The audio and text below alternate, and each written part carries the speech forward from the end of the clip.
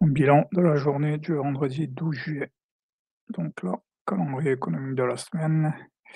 Calendrier économique du jour, il y avait le PPI qui était supérieur aux attentes. Donc là, il y avait les earnings de JP Morgan aussi. Donc la clé ici, c'est repérer la grille doji en hausse et puis le PPI bien accueilli. Le breakage mode, donc up only, voir ici que la semaine est dans un range, donc un retour sur AJP est un double top. Achat open hausse RBMI-EHB, vente RFB et RGAJP. Ensuite, ici les trappes. Donc là, il y a une erreur, c'est j'ai une grille et un signal clair, donc Do J1 en hausse. Donc parfois, ça crée un effet de rattrapage sur les autres indices. J'ai un bon PPI, j'ai un RBMI-EHB, il faut que je passe à 1% du capital et sur les bulles là, il faut que j'achète. En fait, il faut que je passe juste en mode achat only. Donc quand même good game ici. Flip Rev B to bull flag. Je vends en Rev H et puis je ferme et j'achète au bull flag parce que PPI bien accueilli et OPH et break direct niveau HB. Donc ça c'était bien vu. C'est en fait c'est un reversal. Je vends le reversal et je me rends compte que le prix repart à la hausse et donc je clôture la position et j'achète. Donc ici, pas de catalyse, cash out sur la target ou leg 2, retest HWKR 0. Ça aussi, c'est important, parce qu'en fait, on arrive sur AJP et plutôt que d'essayer de conserver la position, je vends, parce que bah, là, on est vendredi, on revient sur le haut du weekly, du range de la semaine. Le plus probable, c'était que le prix s'arrête. Donc, essayez de comprendre plutôt que d'essayer de trouver pourquoi un break, un reversal, une continuation se produit, c'est mieux de chercher à trouver un signal qui permet de prendre le mouvement ou une seconde entrée. Exemple, le break mi-HB, il faut voir le marou et le pendu V clôturer au-dessus, puis il faut voir le bull flag. Donc, on est ici, là, on ouvre ici.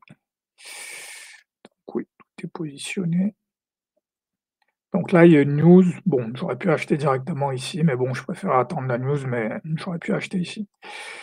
Donc là, après la news est bien accueillie. Donc là, c'était le Consumer Confident, je pense. Ouais, c'est bien ça. Je vais juste revérifier. Est-ce qu'il y avait bien une news? C'est moi qui l'ai imaginé. Non, il y avait bien une news, ouais. Donc là, je peux racheter, voilà, c'est ici. Plutôt que d'essayer de comprendre pourquoi il y a ce break-là, il faut juste se dire, voilà, j'ai un signal, j'ai un marou et le pendu qui clôture au-dessus, donc je peux acheter. Ici, je peux aussi acheter le breakout, ici aussi, ici aussi. Ici sur le dos, c'est un break AJP, ça s'achète aussi. Ici, rebond sur la bougie de 15h30, c'est aussi un signal d'achat. Là, je peux continuer à acheter, mais il se peut qu'il y ait un reversal. Là, il faut peut-être même se dire que là, vu qu'on a ouvert, il n'y a pas eu de reversal, il est assez probable qu'il va y en avoir un moment. Donc ici, je peux vendre, c'est pas un mauvais signal. Je peux continuer à vendre ici, voilà, pas de problème.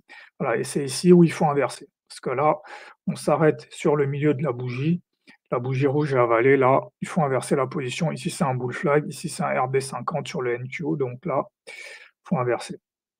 Là, je peux continuer à acheter. Là où il faut repasser, là, il faut penser 1% du capital et juste faire des achats. Là, il faut vraiment passer en mode, achat only, acheter ici, acheter, acheter, acheter, acheter. Voilà. C'est ici où il vaut mieux, plutôt que d'essayer de conserver la position, voilà, de se dire que le prix va continuer à monter. Ici, il vaut mieux sortir de position ici. Alors, il vaut mieux sortir de position ici parce que là, c'est un double top, en fait. On revient tester le weekly round ici, donc il vaut mieux sortir de position. Ici, pareil, ici, voilà, c'est la signal barre pour vendre, donc là, il vaut mieux vendre. Du moins, une fois que si j'avais pris cette hausse, j'aurais pas pris la vente, mais si j'avais voulu vendre, ici, ça aurait été un bon signal pour vendre. Et donc là, finalement, on revient chercher MIVHB, ce qui est pas normal parce qu'en fait, on a nettoyé les liquidités à la hausse, on nettoie les liquidités à la baisse, donc finalement, le prix se retrouve, en équilibre.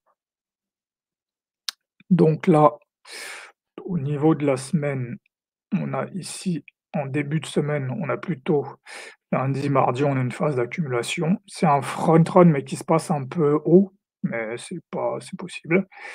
Et là, on continue. Là, un truc intéressant, c'est le CPI qui est inférieur aux attentes, mais qui donne pas lieu à une hausse. Voilà, je peux voir mes signal bars ici, ici et finalement, bah, on finit sur, comme il y a quand même de bonnes nouvelles, les earnings des banques qui sont supérieurs aux attentes, on a cette hausse, mais price action wise, on s'arrête quand même sur le double top ici. C'est pas une semaine compliquée, c'est en général, c'est les semaines où il y a beaucoup de news avec des CPI, donc là, les moments qui viennent qui vont peut-être être un peu plus techniques à trader. Donc là, si je regarde le Nasdaq, je vois la même chose, on monte ici, il y a cette tentative de break, mais finalement qui fonctionne pas. Ici, on revient chercher le milieu du weekly range et puis on repart à la baisse. Ça, c'est le Nasdaq. Donc sur le dos, voilà, le dos, c'est plutôt en breakout mode, voilà. On était dans un range ici, bon, de toute façon, même en journalier, c'est visible. Et là, on a breaké le range pour aller rechercher le plus haut annuel. Donc le dos est peut-être dans un breakout. Donc soit là, c'est rejeté, ça va redescendre, soit ça va breaker. Donc à voir, pour la suite. Donc voilà.